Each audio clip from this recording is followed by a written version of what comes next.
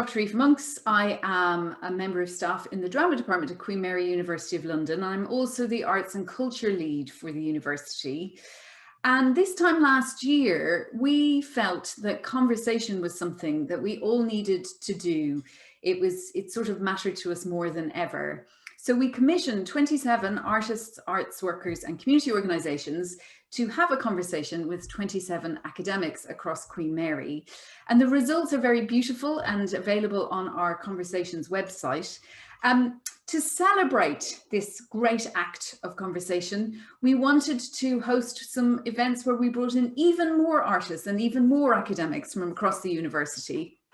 And you will see that we have an astonishing array of interests and points of conversation through this week. This morning, I'm particularly excited because a panel engaging with the art and history of teeth might not be entirely an obvious topic for conversation, but actually produces astonishing results when you start to think about it. This comes from a particularly good pairing between Janetka Platun, who's an artist whose work combines sculpture, film and installation, and David Mills, who is X-ray microtomography facilities manager in our School of Dentistry.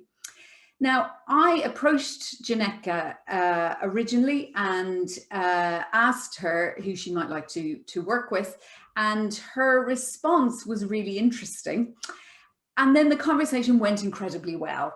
David and Janetka got on like a house on fire. They talked about Pringles cans, ink, gall ink, all kinds of peculiar and brilliant topics. And we enjoyed what they had to say to each other so much. We actually asked them to work together a little bit further, and we're going to show you the results of that in a moment. But I wonder if I could ask Janetka and David to join me now so that I can ask them some questions, both about artistic responses to teeth and also about the ways in which dentistry might be considered a fine art. So thank you, Janetka and David, for joining us. Janetka, when we organised this conversation, I gave you a ring and I said, I was thinking that you might really enjoy talking to David because he scans things and you work with film and there might be some commonality of interest. And then there was this amazing moment of serendipity where you said, well, actually, I'm working on a project on the history of dentistry. And we both sort of fell around the place with the amazing coincidence. So I wonder, Louisa, who's helping us run this event, would you like to show the image that Janetka sent us of that work that she's doing? And maybe, Janetka, you could talk a little bit about what this image is of and how it's relating to one of your art projects at the moment. Yeah, absolutely. So yeah, at the time when you called me, I was commissioned to try and tell the story of Southwark through one object from Southwark's heritage collection. And I chose this extraordinary dentist cap, which is believed to be one of a kind, and it belonged to a tooth puller, a so-called dentist on the Walworth Road.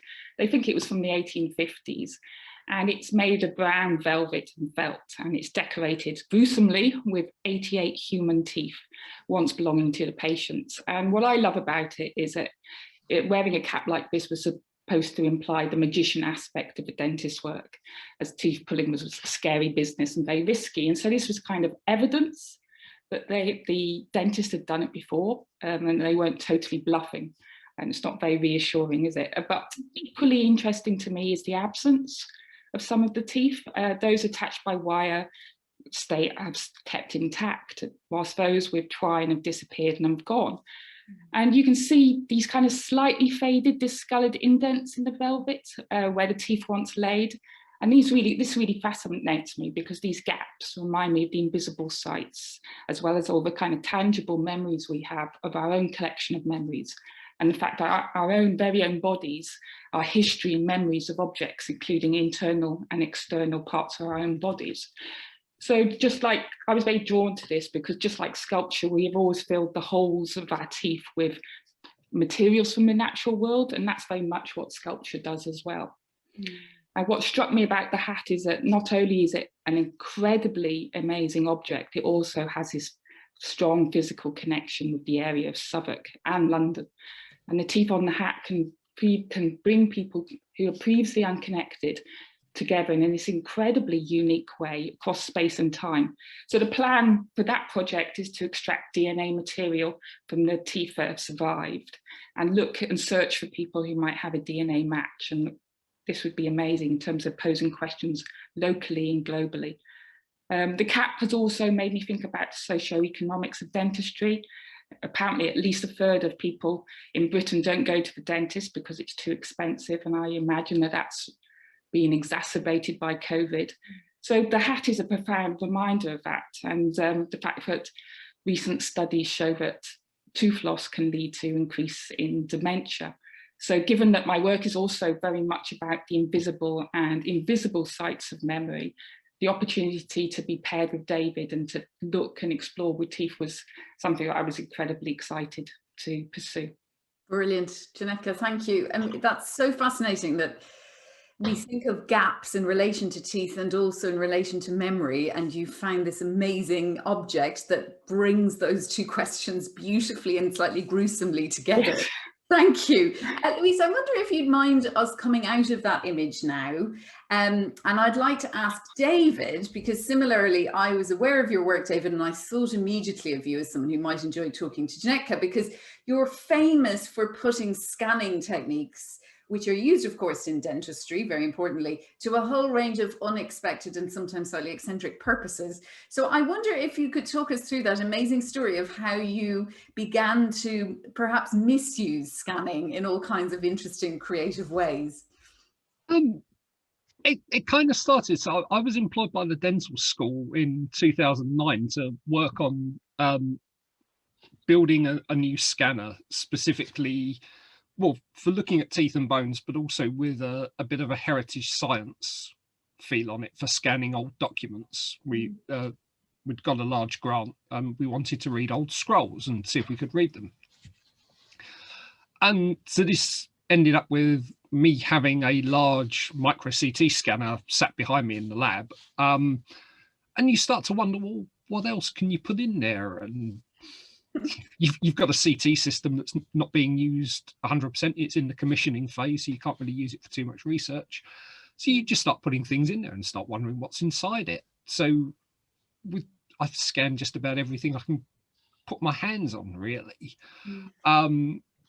It started with just a bit of fun on social media. One day I was trying to eat healthily, and I took an apple into work and was halfway through eating it. No, it was before I'd actually started eating it. And I saw a hole in the bottom. I thought, well, am I going to get a mouthful of maggot when I start eating it? So I just put it in the X-ray system, took a couple of images, couldn't see a maggot, so I ate the apple. But I just put a couple of the pictures up on social media for people. Well, can you guess what this is an X-ray of? And that turned into a whole thing for a couple of years of X-ray my lunch. And I would just take X-ray pictures of things I was eating and post them up as a guessing game. And from that, I've just everything I can scan. We recently published a paper having scanned some 17th century letters that were undelivered, and being able to read those. So it's more than just teeth and bones in the dental school. So what's fascinating there is that, like Janetka, you're moving between teeth and history in a sense. I'm taking it that those letters were unopened and you were able to read them from the inside, which is fascinating. So what's also striking about teeth, of course, is that they are objects both inside and concealed and then rendered outside when they're extracted or demonstrated in smiling, which is something Colin's going to talk to us about in a moment. So that kind of interior-exterior question seems to be something that scanning plays out for us in really fascinating ways. I'm aware, David, that you introduced Janetka to the Pringles law of scanning. Could you explain what that is? This is something that's more specific to the systems we have. We're limited with the size of the object we can actually scan. It came about when we were talking about scanning parchment scrolls, so sort of objects that are about this long and this diameter. And just to get across to people the physical size of the thing, maximum size we could scan, I just suggested, well, if you imagine a can of Pringles, because most people, if they can't imagine a can of Pringles, they can go to a shop and see roughly how big one is. If it fits in a Pringles can, we could scan it. if it doesn't fit in there, we can't scan it. That just seemed to be a good hook to get people. If you tell them, oh, 28 centimeters by 10, it fits in a Pringles can, we can scan it. Brilliant. And I know, Janetka, you took that and ran with it. What I'm loving about the story of this conversation is two people who take what's available and then access it in really unexpected ways. I think it puts paid to the idea that only artists are creative. I think it's so interesting, David, the ways in which you're applying technology and its possibilities in all kinds of unexpected ways. But also, Janetka, you had a classically artist response to this Pringles image. So tell me what happened. What did you do with it? Yeah, so I definitely took, if it fits inside a Pringles tin, we can scan it as my starting point. Literally, here it is. But I was really kind of struck from that conversation about the kind of layers of history and the use of light that David uses in the technology that he scans his objects with. And yet it was kind of paradoxically, it's in the shadows, the darkness, that allows us to see inside the object. And so I was very struck by the fact that, of course, a shadow is at the absence of light, and they question what's inside us and outside of us. And coincidentally, whilst David and I were having this conversation, my diary was next to me, and stuck on the cover is an image of a woman drawing by candlelight the outline of the shadow of a man. So my response kind of incorporates all that. So it's called Absence of Light, the piece, and it's a series of Russian doll-like Pringles tin cases, and which fit inside one another.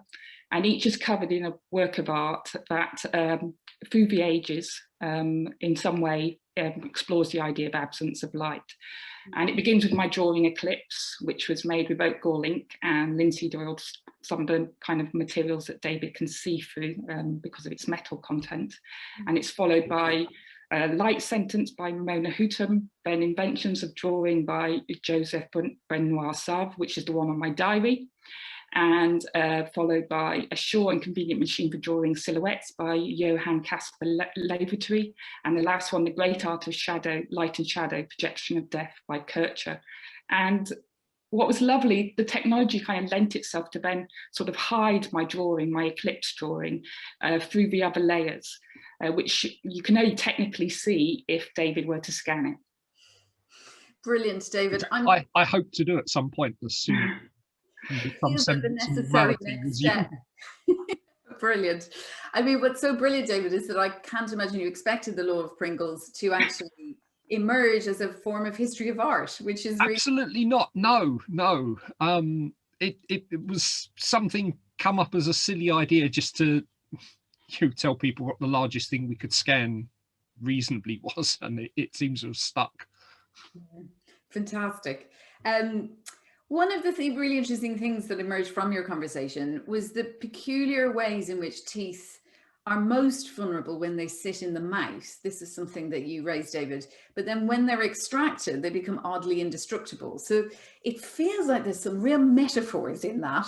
And I wonder, Janetka, how that sort of chimed with you in terms of your interest in memory and history and so on. Yeah, absolutely. That's one of the things that's really stood out, because we think of sort of decay as being this slow linear decline, and that damage occurs, along the way somehow. But I was being really struck in our conversations that damage can occur at the very beginning, when the tooth is growing or forming. And David, when I went to the lab, he showed me a very unmilky milk tooth that had been extracted because the enamel never developed. So it really kind of disrupts that idea. I also learned that teeth try to self-heal and try and push minerals into a crack when it's injured and so forth. So for me, there's this incredible kind of precarious existence when they're in the mouth and inside our bodies. And when the teeth are removed, they become this kind of, when they leave the kind of environment that they were intended for, metaphorically their home, the place, once they leave that intended place, it's like they lose that vulnerability. That's incredible. The fact that they kind of outlast every single part of our body just really struck me as potentially one of the many reasons why they hold this kind of mythical and magical place in our imagination and dreams. So yeah, it was something that I was trying to hold on to whilst I was making work. And there's a whole book on this, which is probably not showing up too well. The Immortal Tooth, which Brilliant. is just a really good book, which was bought by my partner for my birthday last year. Sounds like a busman's holiday, David, as a present, but also like a very good book. I wonder if we could end with just talking a bit about the fact that we did ask you to talk again. And I know, Janetka, you went to David's laboratory and you actually witnessed some of the scanning techniques that he uses. So I'm going to ask you each a question.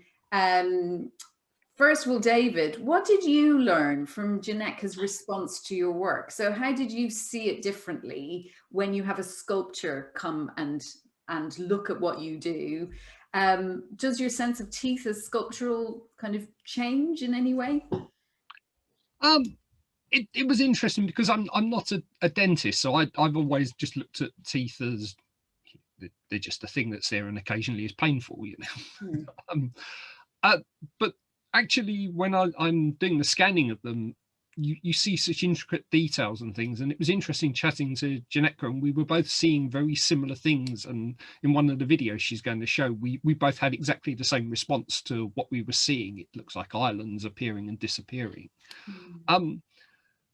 I'm really keen to work on this further and see if we can develop this, see if we can just come up with some other ideas with things we can scan and other things we can find in teeth. Oh, we're very keen too, David. I think this is an amazing project. And I know, Janetka, you have all kinds of amazing plans to reorganize the exterior of the dentistry building with some public art, which I think would be brilliant. I wonder if we could ask Louisa to show us some images now, which is what you were working with, Janetka, in your response. So talk to us, Janetka, about what you experienced when you went to David's laboratory. What did you see? Yeah, so this is a scan of one of, actually weirdly, to collaborate with somebody and to then be able to see a scan of their wisdom tooth. Is a lovely way to start collaboration. So this is a scan of one of David's extracted wisdom teeth, and it's got this kind of surrealist quality. It's like a Jean Moreau in a way. It's absolutely fantastic. So it was a way of understanding how the kind of shadow grounds of microtomography come through. So this is just one of 700 images that show one tooth. Wow. Yes, this is one slice through my wisdom tooth. So the actual output from the scan is a series of slices, as if like a Swiss roll slice. So the fact that one tiny tooth can be split into 700 images is really astonishing. Louisa, do you want to just maybe take us through the other images? So this is a quote you wanted to offer, Janetka. Yeah, so it's from the book that David just showed us, which his partner gave him, and he was kind enough to let me have a good look at it. And that this is on the first page, and I love the fact that it starts with two, obviously the first two letters of tooth, and it's not explained, but there's obviously this lovely kind of idea that teeth run through every element of our life. And it really kind of, when I saw the images that David showed me, that there really is this kind of divine element. They're kind of existential, and there's a kind of sense that, you know, we can see our own sort of life journey, aggravation through these kind of 700 scans of a damaged tooth. So yeah, I just thought this needed to be shown. Particularly when that tooth is a wisdom tooth, that strikes me as particularly acute. And Louisa, could we see the next image, please? Talk to us about this one. Yeah, so this is 7 images that I've selected from the 700 scans that you're about to see in the film. And what I kind of intermittently took an image every 100 sort of slots. And it just struck me that the kind of evolution of the scan really had this kind of life journey, and it was a kind of embryonic kind of process. But what's interesting is that the kind of fetal shapes come kind of later towards the end. I think if you kind of showed this to anyone, they would think that it was a kind of a creation of a creature. And I just love that kind of shape shifting that's kind of morphic, that these very abstracted forms appear when you start to scan through them in the way that David does. Brilliant. And is there another image to see? Do we have one more? Yeah, so I just started playing around, experimenting. So this is the first of those 7 images that I've carved in dental wax, which is a paraffin wax that is very similar to the wax that we use when we do lost wax casting. So there's all these interesting connections between sculpture and dentistry that I'm really keen to tap into. So this is the first one, and what I'd love to do is cast them all 700 in those kind of materials that I mentioned before that allude to the history of dentistry. And then the next thing that we're going to see is the film that David was talking about. So this is a stack of 700 images of one damaged tooth. And do you want to play that there, Louise, and Janetka can talk over it? Brilliant. So this kind of slow evolution of all 700 images of what you're seeing, David could probably describe it better than me because you know the technical element, but this slow kind of movement towards seeing the realization of the tooth. Mm. So this is looking sideways on through a tooth as we're cutting through it virtually. So you can see the roots, the enamel, the pulp space in the middle, and just the different shades of grey in this show you something about the actual structure of the tooth. They do actually feel like those blots that psychologists use to check people, don't they? I'm seeing a lot of seizure masks actually emerging. Yeah, absolutely. The Rorschach, yeah. And that's what I love about it. I love the ambiguity because David has the tooth originally when he scans it, and then he has incredible software that then can show you the tooth from the inside. So it wasn't a case of kind of replicating what the tooth looks like. It was more a case, I wanted to stay with the shadow, with the outline, with the kind of abstracted form, so that it could be interpreted in the way that you're referring to. Brilliant. I do feel a Wellcome Trust application coming on, and I really hope that we will find ways for you guys to work together further. I've seen in the chat somebody very passionately endorsing the idea of a possible kind of public artwork in the dentistry school, and this feels really astonishing. I'm so struck by the fact that perhaps as children, in a way the first sculpture we ever produce is the wax models of our teeth. There's something really, really powerful about that. So I want to just say a huge thanks to you both, because this is such an inspiring conversation, and we really hope it will continue. So, you know, on behalf of the audience, I'm applauding you because you can't hear them do it. So you're going to come back to us later on when we all congregate again. But for now, thank you. And I wonder if I could invite Colin Jones to join us now. And Colin is an historian of France and a professor of history at Queen Mary. And most relevant for this panel, he's the author of the book, The Smile Revolution in 18th Century Paris, which includes a chapter called Cometh the Dentist. So we felt we couldn't not have you on this panel, Colin. It felt so entirely relevant to this conversation. I should just add, before Colin and I start talking, a couple of sort of Zoom apologies. One, which is that there's some drilling going on near you, Colin. So we did think that was appropriate for dentists. So we'll think of it as atmospheric.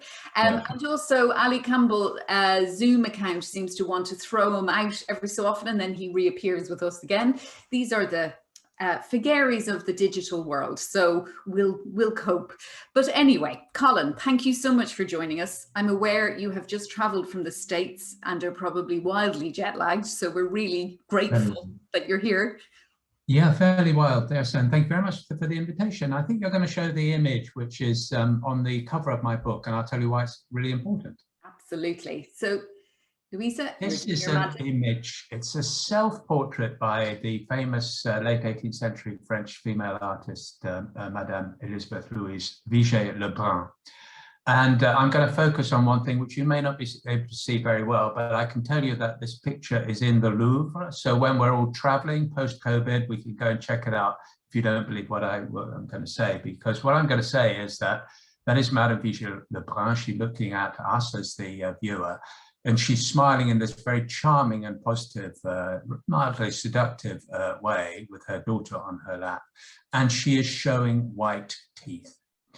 And my book is called The Smile Revolution in 18th Century Paris. And that's one aspect of it, because really what I'm saying is Vigée-Lebrun, with this image really, performed some sort of art historical revolution. because prior to this moment, the exposure of teeth in a positive way in a portrait like this, or in Western painting, going right back through the Renaissance, was frowned on. And indeed, when it appeared for the first time in 1787 in the Louvre, actually, in the annual salon where, you know, all the new art is shown.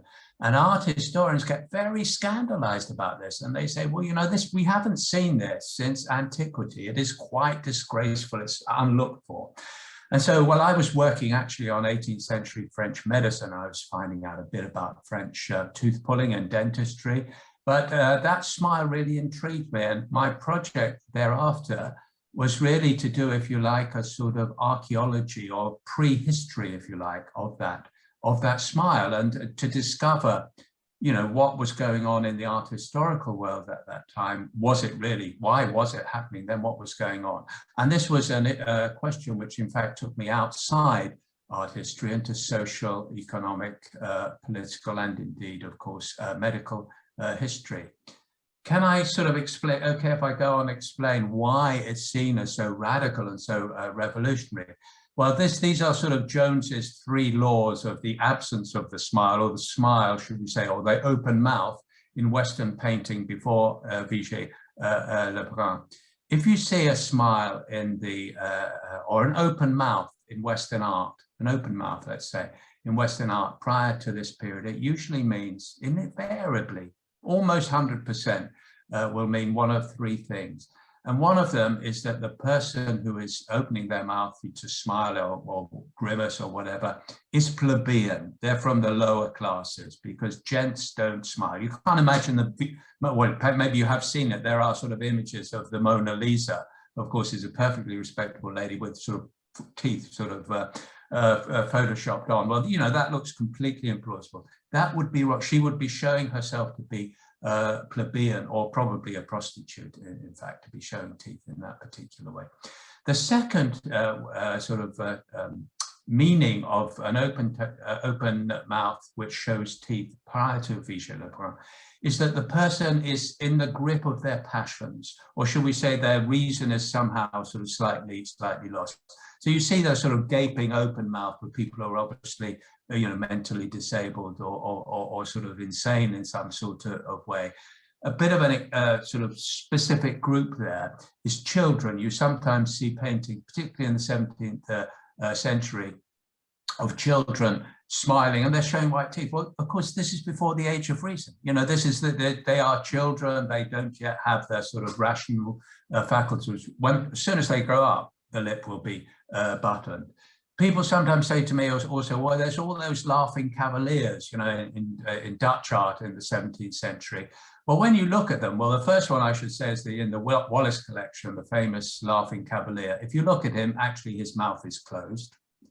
And secondly, if you look at the other Frans Hals or other 17th century Dutch artists, they are sometimes smiling and laughing, and they are showing white teeth, but they're in a bar, they're in a tavern, they are drunk, so their reason is temporarily under, you know, completely lost, their passions are in control. And then the third reason, and this is more often not so much in portraiture, but in the other types of painting, history painting, it's big epic paintings. Basically, the open mouth is calibrated according to certain passions that one's feeling. So if you're angry, if you're passionate, if you're really furious, or if you're ecstatic for spiritual or even sexual reasons, your mouth will be open in that particular way. So, but why it is so radical in the 1780s for Madame Vigée Lebrun to smile like that and to be revolutionary, because she's not meaning any of these 3 things. She clearly is a rational being.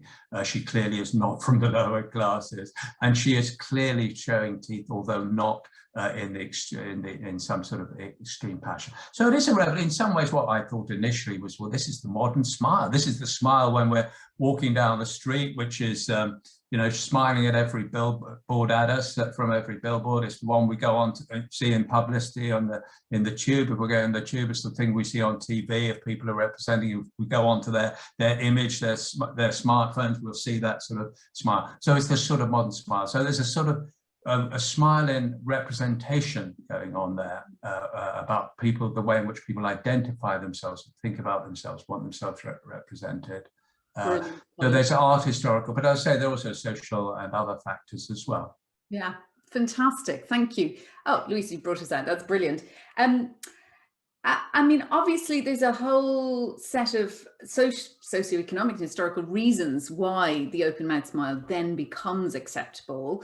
And I wonder if I could ask you first about the development of dentistry in the period. You have a whole chapter dedicated to that. I was very interested by the fact that the toothbrush had been invented as a new technology at this moment.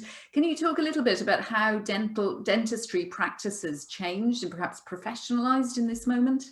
Yeah, that's right. That's absolutely a crucial part of the book and the story generally, because it's in the 18th century and it is in Paris. I mean, now we're traveling around Paris in the metro, we're thinking you wouldn't think this is the place of the best dentistry in the world. But in the 18th century, it absolutely is. And it is, in fact, the place where the term dentist is coined. Before, you do not have dentists before 1727, a practitioner, a tooth puller, we would say, an expert in teeth, as he was called, starts calling himself, using this term dentiste, and then it passes into English in the 1750s. So in other words, what you see in the 18th century is the emergence of something which we would recognize as modern preventive dentistry.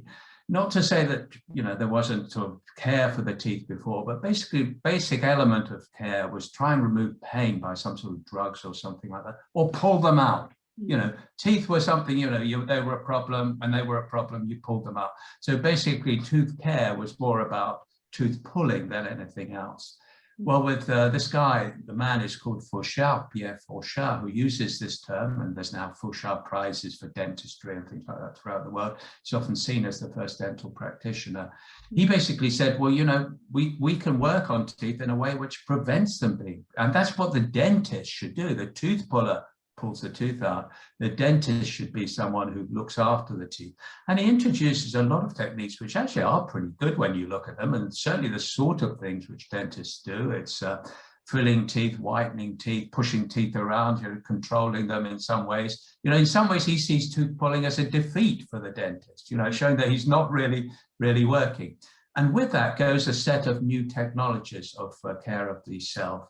And as you alluded to, the toothbrush is born precisely in Paris and precisely in the middle of the 18th century as this revolution in dentistry is taking place. So Madame Vigée-Lebrun almost certainly will have had a toothbrush, and she almost certainly will have brushed her teeth with it. Before that, I should say, the only thing that people seem to have used for their teeth was a toothpick, which, you know, could be often recommended to be metal rather than wood of some sort, so not very good. And then a bit of rubbing with a piece of cloth around. That was about it, effectively. So the dentist comes in, but also sort of recommends this model of care. And with that goes, you know, all sorts of tooth powders and toothpastes start coming in as well. I should say you can see a very, very early dentist toothbrush if you're in London, if you go to the Wellcome Collection on Euston Road, because they have Napoleon Bonaparte's, I should say, monogrammed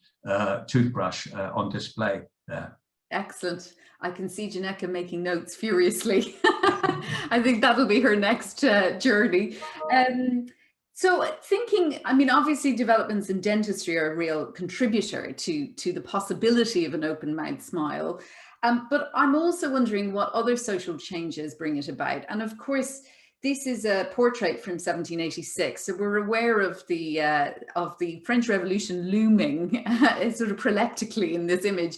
I'm wondering how questions of egalitarianism or those sort of those political debates going on in the period, how do they relate to the acceptability of a smile? Yeah, absolutely. That's the other side of the story. And I should say, if we have time to go on to the French Revolution, it isn't actually a very positive part of the story. But I can say that over the 18th century, I mean, this was my other question. I was thinking, well, why is this happening? What's going on in wider society? And what I came up with really was, you know, sort of social changes which we know about, the emergence of commercial capitalist system rather than a feudal regime, different ideas about status, different ideas about value, new forms of communication in the city, the coffee house, the salon, the opera house, the theatre. So people come together and are sort of forcing together in new types of ways. And they start behaving in ways which are deliberately initially, I think, but then increasingly just unconsciously different from what they would have done at the royal court. And at the royal court, all the emphasis is on stiffness, immobility of the face. You give very little away. You don't want to give anything away. And moreover, if you show any sort of a feature of your face moving around, it's probably horrible. It's disfiguring. It's very, very bad. So it's a new value given to a new type of sort of openness of the face, and a very good, and I think actually determining and very influential part of that is the emergence of what historians often call the culture of sensibility.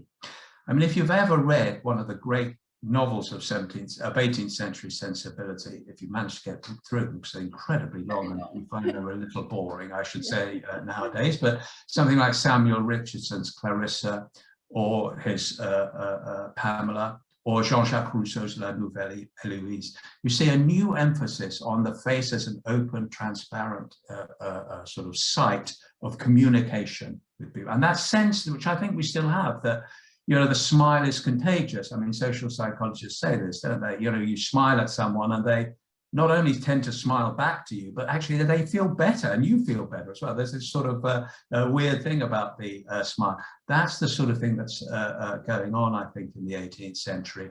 What is so interesting is that it's being theorized and dramatized in these novels and then passes into people's lives. And so in other words, people, it's not just that there are pictures of people smiling or, you know, various better teeth, but people seem to behave differently in society. So there is more smiling going on. The sort of the template of social behavior is no longer the royal court, facial immobility, but the sort of relaxed, friendly, transparent, natural, we think of it as natural, sort of smiling, which is going on in the 18th century. So I see this sort of smile revolution as, yes, about art, but also being about these social changes and also these technological changes as well. It all comes together in a very distinctive way, which we see expressed through the Vigée-Lebrun portrait. This is so inspiring, Colin, because what strikes me is, again, actually going back to what I said to David about creativity, what I love is that your interest led you to a portrait which then opens out this astonishing world and offers us the sense that facial expression has a history, which I think is so radical. It's such a radical insight. Yeah, absolutely. And this is actually, you know, one of the things I was endlessly sort of puzzling about, you know, being a historian of medicine, historian of culture, you know, you take a sort of, you tend to take a constructivist or a sort of naturalist sort of view. And when you're looking at the smile, we think, well, the smile happens everywhere. You know, we know that babies in the womb have this sort of musculature. They could be smiling in the womb for all we know. And we also know that the smile actually even predates humanity, because many of the ape the sort of primates who preceded the arrival of humanity, of Homo sapiens, had again the facial musculature, which they probably did smile. So people were smiling before they were humans. So there's always been a smile. We'll always have a smile. But on the other hand, I think, you know, the equipment there is there, okay, but how you actually use it, the context in which you use it, for me, was absolutely vital.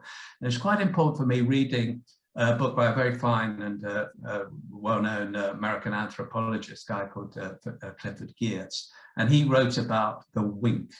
And what he said about the wink, well, the wink, you know, it's we all know what a wink is, but actually, when you think about it, it's completely the same gesture as if you get a bit of dust in your eye and you sort of blink. So a blink and a wink are, in you know, sort of what in human terms, absolutely the same. But of course, we know that a wink is very, very heavily culturally coded. It's got to be sort of you are giving a signal. You are hoping that someone is picking up that signal, and that signal makes sense, not just in terms of your relationship to the other person, but this whole set of codes within which that gesture is implanted, embedded. So my idea was that the smile is like that. Yes, it's always been there. Yes, it's always will be there. But actually it comes and goes. It's a bit like the Cheshire Cat. This is the moment when it's coming. And as I was saying, the French Revolution in some ways puts paid to that, and we get a sort of revision, a revival, or sort of move back in the Victorian period. We think, Queen Victoria famously not being amused, but Victorian period again, if you look at portraits, if you look at photography, everyone's very po-faced, everyone's very immobile. There isn't an emphasis on facial mobility and the openness of the smile. That really comes back in the 20th century, I think, with better dentistry, more advertising, more models, the sort of Hollywood model of the photo model of beautiful set of white teeth. And of course, it's an American smile. The modern smile is really a 20th century American, United States smile rather than an 18th century French revolutionary smile. We could carry on for ages on this, Colin. I'm desperate to I could, I know that. Yeah, well, me too. I really want to talk to you about David Garrick and acting in the 18th century, but I will leave it there for now. And I'm also aware that your colleague Thomas Dixon in the History of Emotion Centre has written on the stiff upper lip, which is a very beautiful counterpart to your history. Can I say thank you for smiles and tears? I tell you, that's all that the history department's ever been about. Yeah. You're going to rejoin us for questions at the end, but thank you for now. That was enormously enjoyable. And I wonder if we could ask our final guests to come and join us, who are Ali Campbell, who is Professor of Applied Performance at Queen Mary in the Drama Department, and Ferranti Wong, who's Head of Paediatric Dentistry at Queen Mary. I really wanted you both to be on this panel because you produced a film, which I've actually watched a number of times because I enjoy it so much. And that came out of a really interesting project, which was a child-led research project into dental anxiety and possible solutions in paediatric dentistry, where you worked with children from Osmani Primary School, which is near us in Mile End, who were put together as postgraduate students from the dental school to work through some of the challenges for paediatric dentists. And you produced a really beautiful documentary that kind of documented or mapped that process, which we're going to watch in a moment. But I wonder, before we do, thank you both for being here. It's brilliant. You're a great double act, the two of you. I wonder, Ferranti first, can I ask you just to briefly tell us what the challenges were that you were trying to tackle when which led you to work with Ali? So why did you need drama to help you train dentists? First of all, I'm grateful that how people portray the dentist in such a wonderful view with artistic and smiling and all that. But most of the time, we know that we are still regarded as tooth puller, which is very unfortunate. And although we can do better than that, I mean, the main things, actually, we have a third person, which unfortunately not with us in Queen Mary. In fact, he is the one who is a conduit between me and Ali. His name is called Ben Roberts. I think we could give him the credit for that because he worked in the dental institute as a kind of a IT manager, but he has got a tremendous kind of theatrical background as well. And it's him that when we talk about that, how can we put things together, and then he's talked with Ali and talked with me, and then I said one of the obstacles for dentistry is that people are still afraid of it, especially children. So that is where we started a project. And the obstacle at the beginning, I said, I was sort of quite frightened. I said, what can I do with art and things like that? And it turns out that the major obstacle is not working with the arts people, but more getting the consent from the parents and to make us to let us make the film for that. And but then the rest of them, it's just that I learned so much that with Ali, teaching me how to use the art, because as what people were talking about in the art about the concealed feeling, and as dentists know, the obstacle is that how do we actually draw the feeling out? Now, we can in adult, there are different type of thing, questionnaire and all the things, but children, I think, is different. And sometimes they change all the time as well. So I think that join the feelings, I never heard about this technique that Ali has taught us to do. And then I want to learn. It's such an amazing thing that we can use. That's how we started off the project together. Brilliant. So you take the problem of children being afraid of the dentist. They're rendered probably in their minds as wearing velvet caps covered in teeth by the signs of it. So they've got the kind of tooth puller image. And what you're trying to navigate is the emotions that those children might be bringing and how pediatric dentists might work with those. And then that leads me to ask Ali, if you could briefly outline the methodologies you use with drama to help communities intervene in challenges that they're facing. So can you just very quickly explain how drama is a useful tool to help people solve problems like Ferranti's problem? Yeah, lovely to be here. Nice to see you, Ferranti. I've got to say that in the artistic tradition of today's conversation, you've got a piano behind you, which is tickling the ivories. I've got to say it. These kind of puns go on. But I should say first, working with the dentists, I worked with Ferranti and a really lovely group of postgraduate pediatric dentists who had no baggage about what they thought drama should be like, which was a gift to me because we just went up to the school and started playing games and exercises. And they come from my toolbox, which is from my own teacher, Auguste Boal's Theatre of the Oppressed methodology, which is basically about empowering people to tell you what their experience is and to recognize their experience as expertise. Ferranti also had wonderful practice in place. There's a dental anxiety questionnaire, which is covered with smiley faces that you choose according to how much you like going to the dentist. You can imagine what the range of them are. You'll see them. So lots of things like that were already brilliant child-centered practice. And all I needed to do from my position was to shift that to child-led, which means that we had to take the risk of being taught and shown things about ourselves by the children that we wouldn't have found out any other way, which is what performance as a methodology is all about. And boy, did they show us. Ferranti, you genuinely did say, I want to include the child's point of view in improving our pediatric practice. And they showed you. And you will see in the film how they showed us. Watch out particularly for Fatima, who redesigned the dental anxiety questionnaire now in use. She's the next mayor of London, as far as I'm concerned. And those are the things that children continue to teach me. Otherwise, I'd have got bored long ago. That's so brilliant, Ali. So what I love about this project then is that it positions the children as the experts, and their knowledge and experience is what's central to the research process. And let's experience that now. Now, we're taking a bit of a risk here because we want to show you this film, which is 10 minutes long.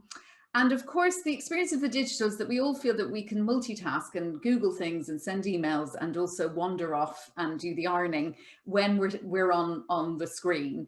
I do want to suggest that we actually really do watch this film through, partly because Ferranti has such a brilliant starring role. You really make me laugh in this film, Ferranti. So any of his students who are here, stay on because you'll enjoy seeing him in action. Ali is also in full flow and being astonishing, and the children really are really mesmerizing. So we're going to watch this for 10 minutes because I actually got a bit broken by the idea of cutting any of it out. And then we'll have 15 minutes at the end for questions and conversation. So I do also really welcome the audience. Please start adding your thoughts, questions to the chat or to the Q&A while we watch this film. But do enjoy, everybody. Sit back and take it all in. It's a really beautiful documentary, which was actually made by Bhavesh Hindoka, who's one of our artist fellows for 3 years at Queen Mary. So, Louisa, play it away. Thank you.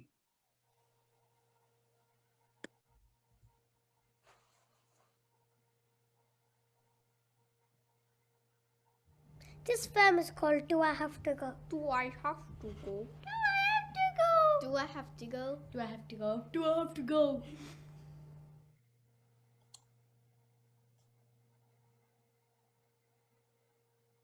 We find answers in different ways by playing games, and by talking.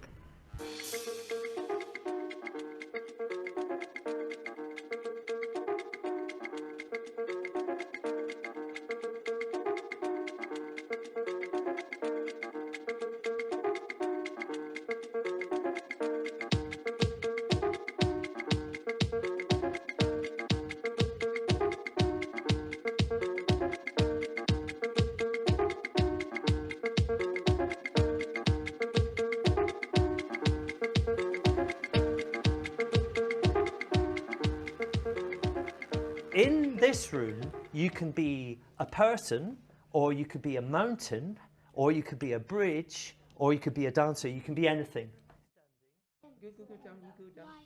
There's no such thing as a wrong answer in our group, okay? We're going to get lots of answers, and we're going to start asking questions. We know that we're asking questions about the dentist, but this is the beginning of how we're going to ask questions, and this is the beginning of how we're going to answer questions. There won't ever be just one answer. The room will be full of stories, remember? And now the stories are more and more your stories. That's how we're going to do this. Help. Okay, you didn't think this was going to happen, did you? I don't know what it is, but it's a wonderful thing to build.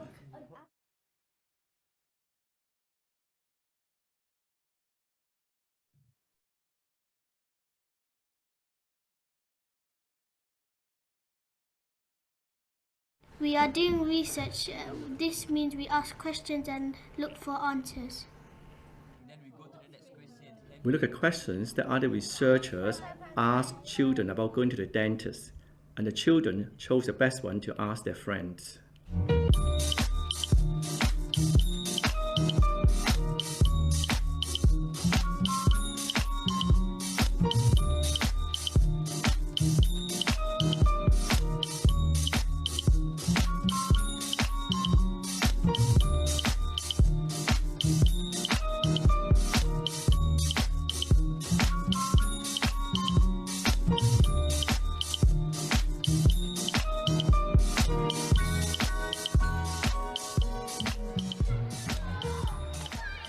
I feel nervous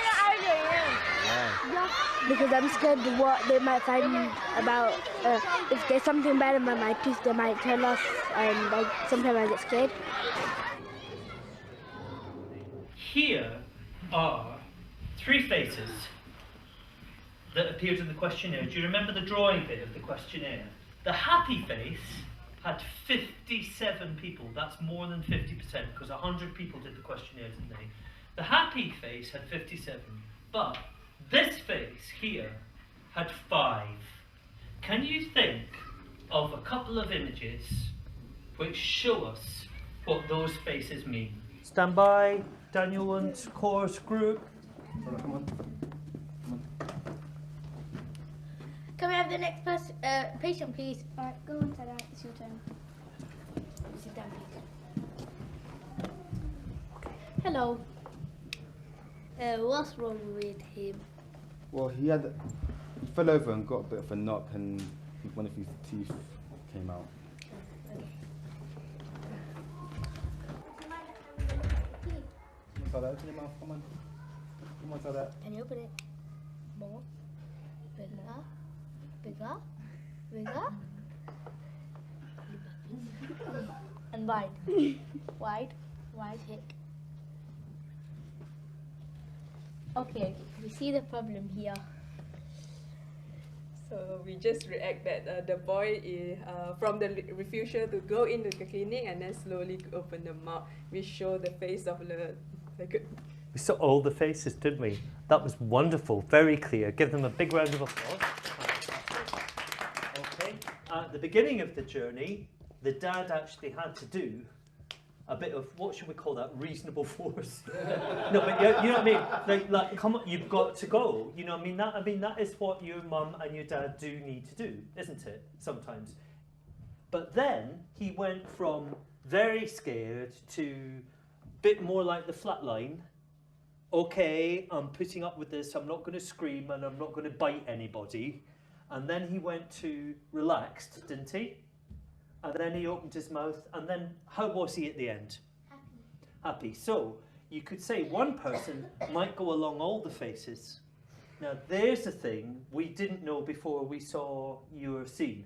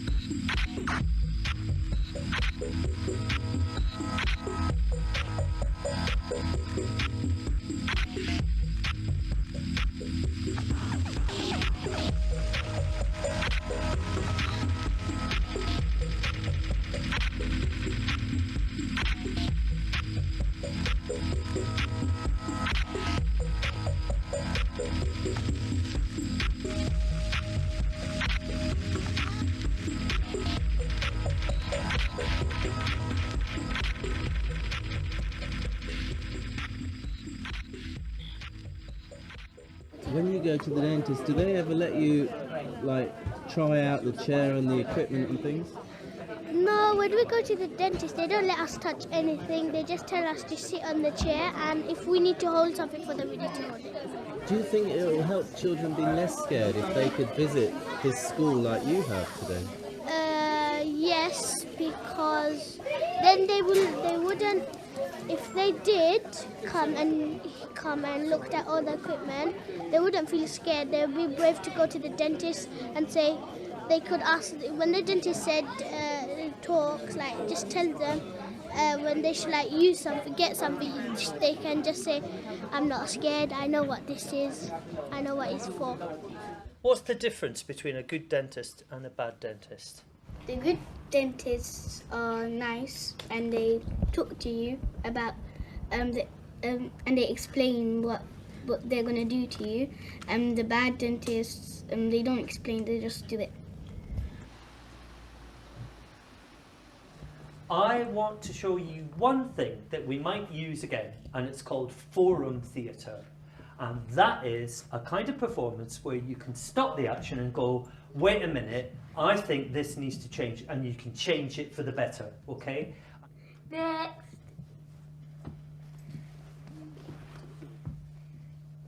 B. Can I have this food scraper, please? Say, oh. I'm sorry, but I have to say this, but is this a knife? No. Are you sure? Yeah. But it looks like a knife. Great, well done. Give them a round of applause. Okay. Do you think there was something that somebody could do different so that she doesn't regret what happens? Is there something that somebody, yeah? You could explain what it does. Explain what it does. Okay. Don't just tell me. Show me. Okay, could you turn into the dentist, please? Stand by. Improved version. Next. Can I have my food scraper,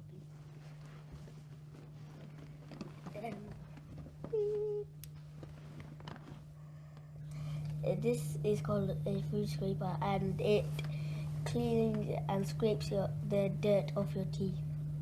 Okay, then I am trusting you on this. And stop. Okay, big round of applause. Fantastic. That was lovely. And it's 3 minutes past 3. So I'm just going to pause it there, okay? Till next time.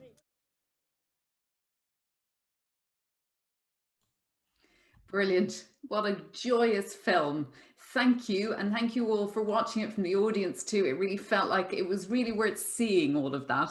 I'm aware of time and that we want to bring everybody in for some conversation, but I just want to ask Ferranti and Ali very quickly, it's easy to imagine when you watch that film that what you were trying to do was benefit the children who were participating, but actually this was designed to help train dentistry students. And can you just tell me really quickly, what did those dentistry trainee dentists take away from doing that work? What did they learn? Oh, Ferranti, I think you're muted. We've lost you. There you go. Can you hear me now? Yeah. I think that from an educational point of view, it's very important that, as you can see, the difference between the previous version and the improved versions on that is teaching them that, you know, whatever you do, you've got to do it at the patient's level. And if the patient is a child, do it at the child's level. It's a communication with them, and not just that, you know, in a sense that do as I told you to do. But what Adi always say, that we have a way of teaching the student to tell, show, and do as well. And I think that actually really emphasized in the film how they're so important, especially for children, because otherwise they were just so, in a sense, objectionable. You know, it looks like a knife. You know, everything, all the instrument in the dentistry, they look like a knife in that way, isn't it? Mm, brilliant. That's amazing. Ali, did you want to say something quickly on that? Just in terms of the legacy of it, my favorite image in the whole thing is Ferranti going back in the dentist's chair, because you can talk about inverting the power relationships of any institution, and you are the dean, Ferranti. You are actually the dean of dentistry.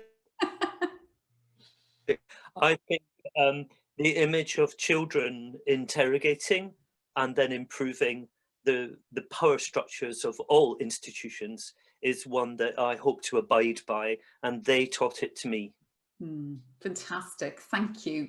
I wonder, could I invite the other panelists to join us on the screen now? Louisa, if you could do your amazing Zoom magic for us to put us all together, to have a quick conversation. And as we're doing that, it actually really struck me, seeing the children put masks on, surgical masks, how much we've actually lost the smile in the past year, that the smile has become invisible to us again, just as it was perhaps before Colin's historical moment, because of the mask. We've lost the visibility of teeth. I wonder if we could talk a little bit about what you've all heard from each other and what struck you about commonalities of interest. What one way I think that this conversation has really exposed is both how evocative dentistry can be for art practice, and then equally how much of an art dentistry can be, how creative an act it can be. Any immediate responses? And I'm also going to really invite members of the audience to join us too. If they'd like to ask any questions of our speakers, please stick them in the chat or the Q&A. We'd love to hear from you. So anyway, what are your thoughts about the connections that you're seeing between us all? Colin. Well, I just wanted to comment on your first point, actually, if I may, that I do think the mask is huge, isn't it, in terms of normal reaction. I think about children and babies, especially when you know the importance of the mother's face or adult's face close to a young baby, and then just have this mask and everything. When you put your kids or your grandkids, in my case, in a day nursery, you know, knowing that everyone's going to be wandering around with masks on their face, what's that doing to them in some sorts of way? My sort of take on it is that for adults, that basically it reimposes a greater burden on the eyes. You know, in that you're sort of like, you can't let the mouth do the work for you anymore. Obviously you can talk, but all those other sort of cues that you get from the mouth, smiling or grimacing or whatever, can't be done. So the eyes have it in some way for this period of the mask. It'd be very interesting actually to see whether when we demask collectively after the crisis, whether we will have changed our behavior, whether the eyes will retain that sort of key importance. Fascinating, Colin. Really, really interesting. You know, you may have another historical moment to map now for us, sort of sequel to the smile revolution, is the mask revolution. And actually, I am thinking of the 17th century, which, you know, fans and masks were actually used excessively to cover the face. So we may be in one of those moments again. It's really interesting. Anyone else? I actually saw somewhere I think it's coming to Janetka as well, that some of the masks, they've got some form of electronic display and displaying your mood as well. And I think that we can do more artistic type of thing, even showing your own teeth in that way, how it's going to work in the future, whether it's going to continue the mask, we never know. In Asia, I think that they've been wearing masks much longer than we have been, and there are much more designs going on in Asia that way. Well, I know, Ali, you have done amazing work with mask making during the COVID crisis. And weren't you working with people to develop a transparent mask for deaf people? Great. That's exactly what I was going to say. And it was right the way through last year. My partner and I started a Facebook group down here in Seaford in Sussex, where I live, mentioning the fact I've two friends in the choir that I sing in Brighton who work in the Royal Sussex. And at the very beginning of the first lockdown, one of them's a doctor in the respiratory ward, and she said, "We've no PPE." So we mentioned this in our local community, and over the year, 2,000 people came forward and repurposed duvets and pillowcases, and we organised what's now a charity called So Sussex, SEW, Pun of the Week, and made 200,000 pieces of PPE. And halfway through this process, which I'm really, really proud of, and that was an artistic act and a community act, an act of activism, somebody said, "I'm working with deaf children and they're missing being able to lip read." And we started to work on masks with little windows. Now these things are commercially available because capitalism moved in. But of course, what happened, and it's the same as what Ferranti and I have been taught, as soon as somebody saw the mask, and we called them the smiley masks, as soon as somebody saw one, they said, everybody should have one of these. It's the same as what the children teach us. Everybody should have things explained to them. Everybody should have had PPE from the beginning of COVID. These things aren't just artistic, they're political, and the person with least power is the most likely to teach you the thing that you need to know. I've never been more sure about that. That's really astonishing. It brings us back actually to some of the conversation between Janetka and David about the things that we see and those that are concealed and the ways in which they're made visible to us by other means. There's something really interesting about a mask that allows us to see the mouth, against some of the questions you had about shadows and light and the kind of concealment that scanning reveals. Yeah, absolutely. I mean, those layers are sort of very present in the work when you look at the work that David and the team do. And interestingly, that the 700 shadow film, there is a kind of distinct mask that comes through in one of the stages, which feels so spooky but incredibly sort of poignant about when we think about it, where it comes from originally.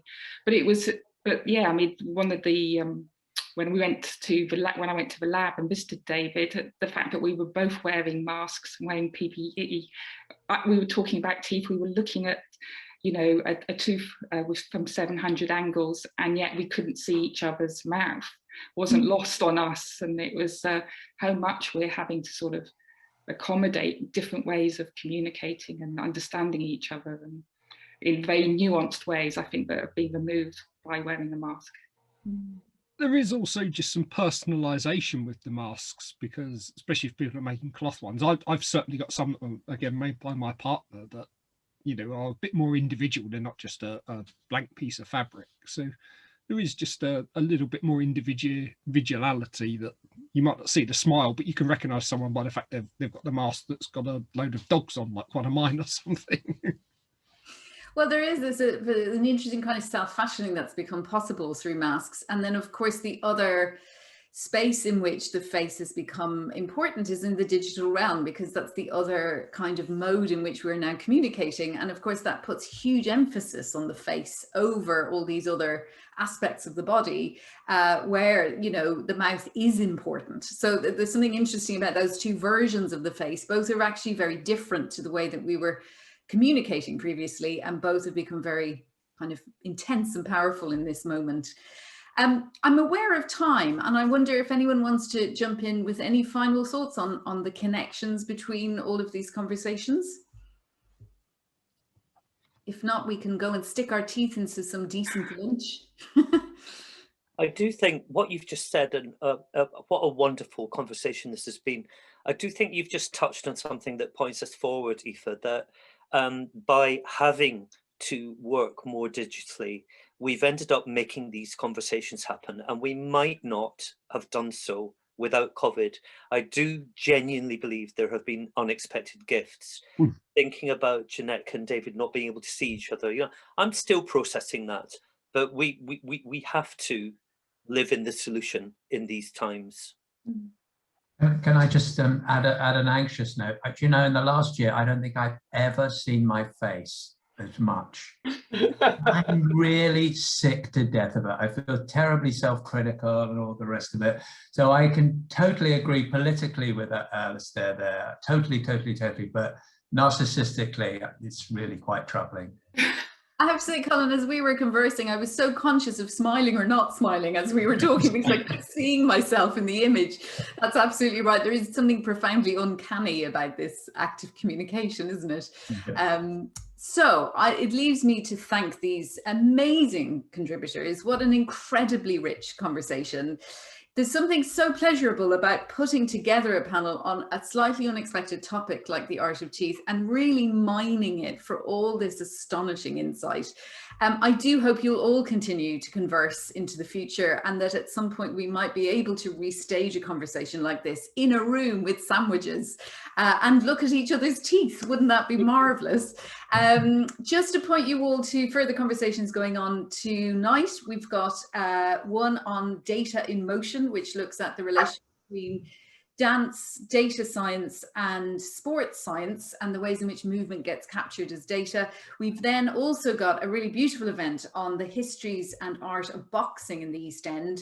The Jewish forefather of modern boxing, Daniel Mendoza, was buried in our graveyard at Queen Mary, and we wanted to honour his memory by talking about various histories of bare knuckle boxing. So we're going to think about knuckles rather than teeth later on tonight. But meanwhile, thank you, speakers. Again, in the void, you are all there, and I'm imagining you applauding. So I'm going to applaud our speakers for you on your behalf. Thank you for joining us, and come to more. Thank you all.